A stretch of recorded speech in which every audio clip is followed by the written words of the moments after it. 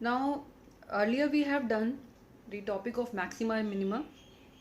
What is the difference between maxima and local maxima? Local basically means what? It's a limited area, very close by. Okay, so local maxima basically means it's the interval that we are going to consider will be a very small interval, which is technically known as neighborhood of that point. So what we are saying here is that let us take any function f of x, then f of x can attain local maxima at x is equal to a if there exists an interval a minus h and a plus h. Means that if we have taken any particular point a, so what we are looking for, if we can find any interval which is in the neighborhood of a. Neighborhood of a means interval which is very small and very close by. Here h has to be a very small value. Suppose I take x is equal to a, here a as 2, then h could be minus h could be 0.1. Okay, so your interval will be 1.9 to 2.1. So you can see the interval is very small.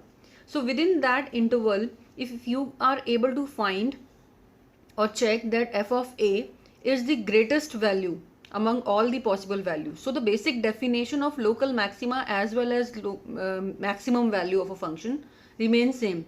This is the condition we did in the maximum value of the function as well. The only difference is in the intervals. There we were talking about a large interval, and here we are talking about a very small interval around the point that is under consideration. Okay, then if this condition is satisfied, then f of a will be called as your local maximum value. You can see in this graph, so this is the curve I have taken, a very particular point a.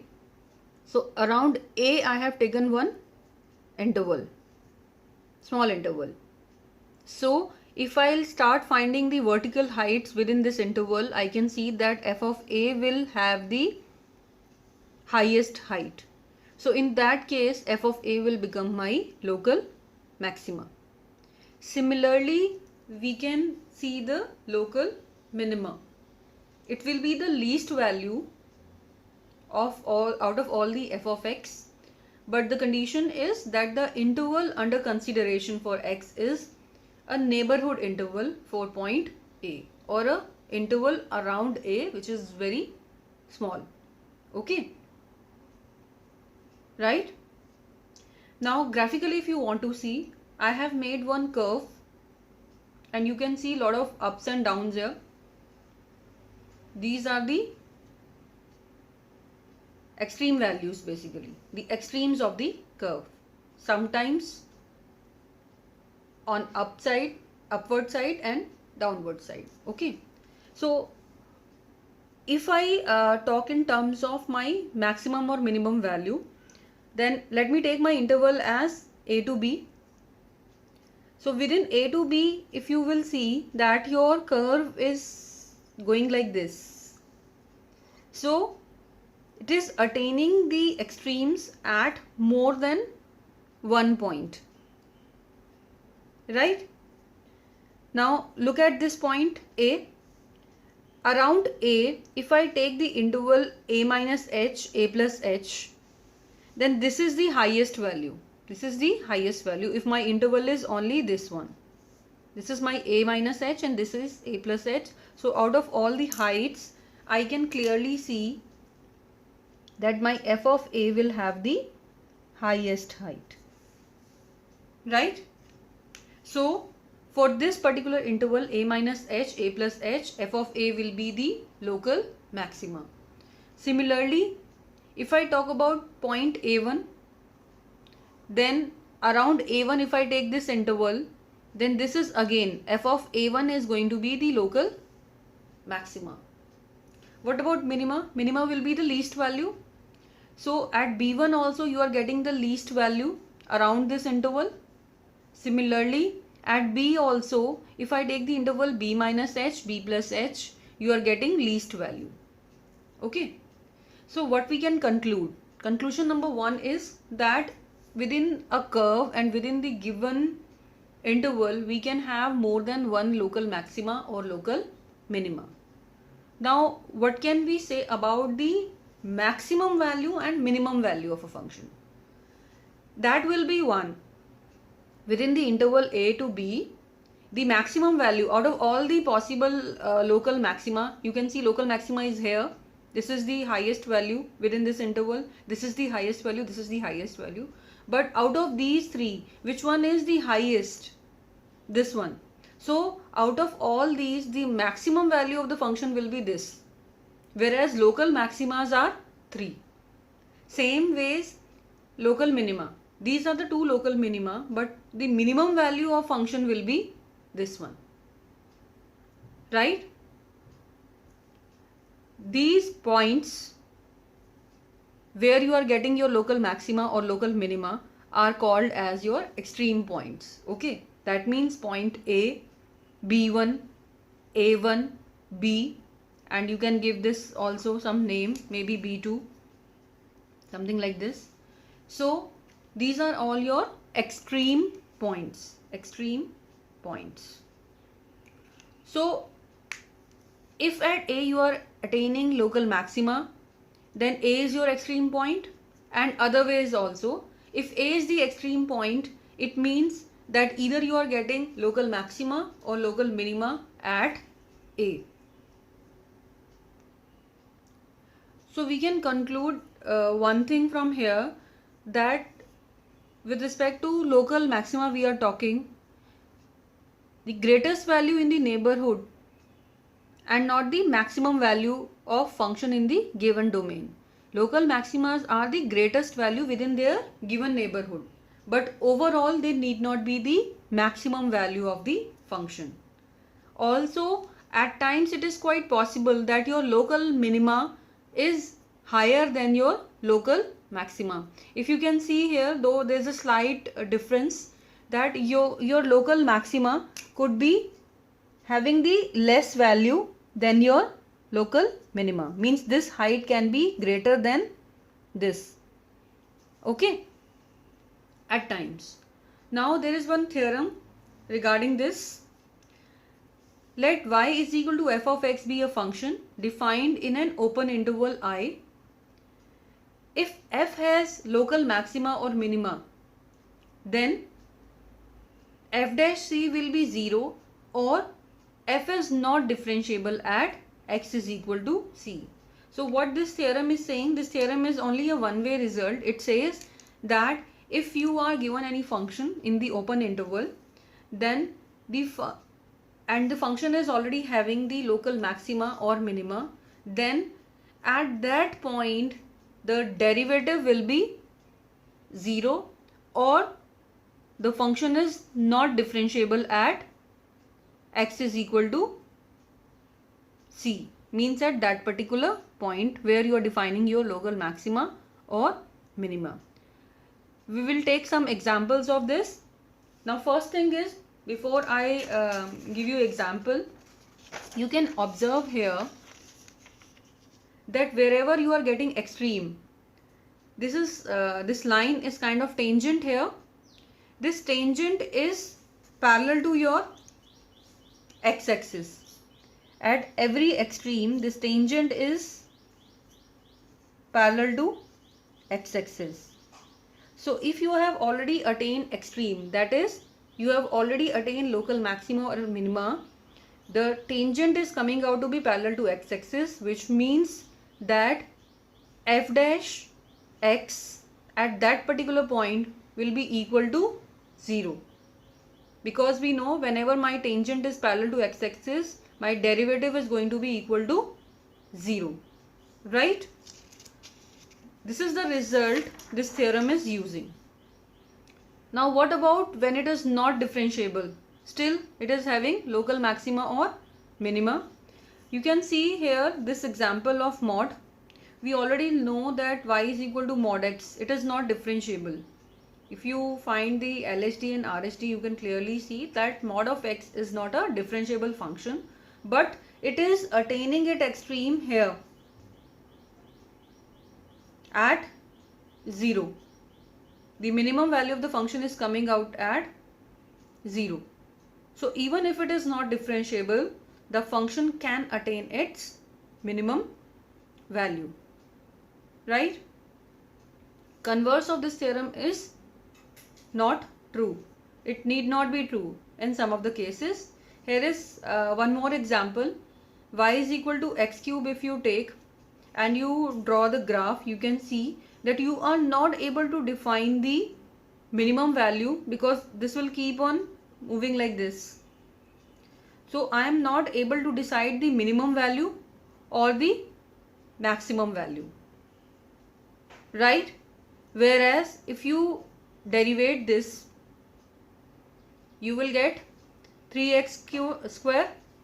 The derivative of this will be 3x square, and at x is equal to 0, you will get this y dash is equal to 0, or you can say f dash x is equal to 0.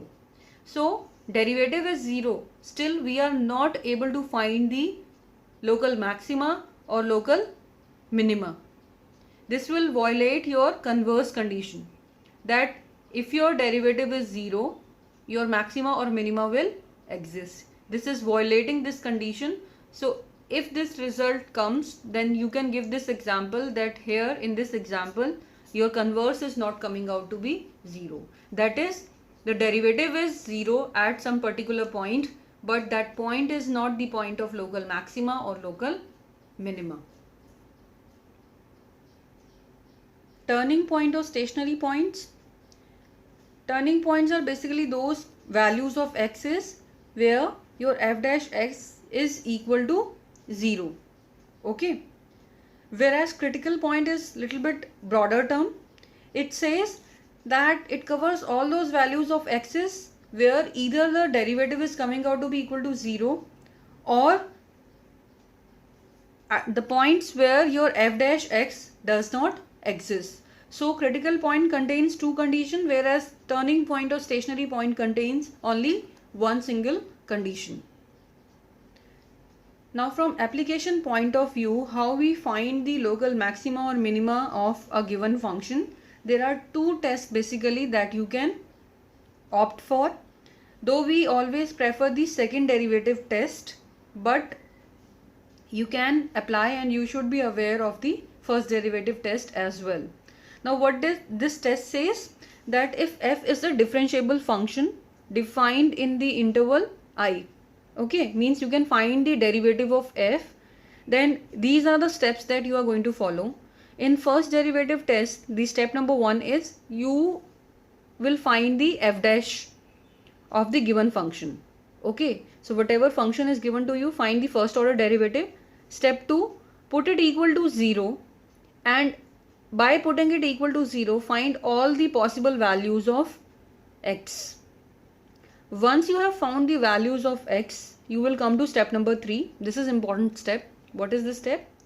Take one point at a time, means one value at a time. Let us take first value as x is equal to a. Then find the left hand, take any point on the left hand side of a as well as on the right hand side of a. And this point has to be very it should be very close to your a. Okay, means suppose your a is 1, then you can take 0.9 or 1.1 on the right hand side, right? So here the h that you are taking is very small. So what we will do in step number 3, first take any value of x that you have found from step 2, take immediate left side value and immediate right side value of a, that is a minus h and a plus h, put it into your first derivative. Since you are dealing with first derivative test, so the testing will be done only on the first derivative. So put the values a minus h and a plus h in the first derivative and check the signs, okay, whether you are getting positive sign or the negative sign. Now step number 4 is regarding the testing of these signs. If you are getting on the left hand side of this point, that is a minus h, if a minus h sign is coming out to be positive and a plus h sign is coming out to be negative, that means you are moving from positive to negative. This is your A, this is your A minus H, and this is your A plus H. If you are moving from positive to negative, then this point A will be considered as point of local maxima. This point will be considered as point of local maxima. If you are getting negative sign on the left hand side of the point and positive on the right hand side, means this is your A, here you have your A minus H, here you have your A plus H. If you are moving from negative sign to positive sign, then you will have point of minima. Okay. Next point is, suppose the sign doesn't change, means in both the values A minus H, A plus H, the sign will remain either positive to positive or negative to negative. Then we can say that x is equal to A is neither a point of local maxima nor a point of local minima. This will be called as your point of inflection. Okay. Now we will repeat this procedure for all the values of x to decide which ones are our point of local maxima or which ones are point of local minima. I'll repeat the steps again. For the first derivative, first find the first derivative, that is f dash x. Step number 2, put it equal to 0. Find all the possible values of x. Step number 3 is your testing. Pick any one value. Take point on the left side of the value as well as right side of the value and test the sign in your first derivative, that is f dash x. If the sign is changing from positive to negative, this will become your point of local maxima, and if the sign is changing from negative to positive, then this will become the point of local minima. And if there is no change in the sign, then that will be neither point of maxima nor point of minima, and this is ultimately your point of inflection. And the same procedure we are going to repeat for all the points. Suppose we have 3 values of x, so we will repeat the same procedure for 3 values of x. Okay. Now what about second derivative test? This is the test which we apply more. It is easy to apply as well as you get answer easily. So it is always advised that you should apply second order derivative test to find your local maxima and minima.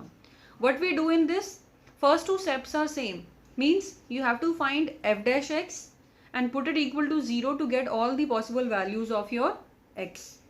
Step number 3 is, since we are talking about second derivative, so in step number 3 we will find the second order derivative. Okay. So first find your second order derivative. Now one by one, just substitute the values of all the x's that you have got. Okay. So suppose you have x is equal to a, then put a in place of x in the second order derivative and check the signs, whether you are getting a positive sign or you are getting a negative sign. If your f double dash a is coming out to be positive, that means for positive means it is f is minimum. Okay, local minima. And if your f double dash a is coming out to be less than 0, then f will have local maxima at x is equal to a. Right? Now what if this comes out to be 0? If it is 0, then this test will fail and you have to apply first derivative test on your point a. Okay. First derivative test means you will check the left side of a, right side of a in f dash x and try to judge the sign is changing from plus to minus or minus to plus, just like we did in the third and fourth and fifth step of the first derivative test. This you have to apply here. Okay. And the same procedure you are going to repeat for all the values of x's. Right? So the recap is that in the second order derivative test, you will check whether the sign is coming out to be positive or negative. If the sign of second order is positive, this will be point of minima, and if it is negative, this will be point of local maxima.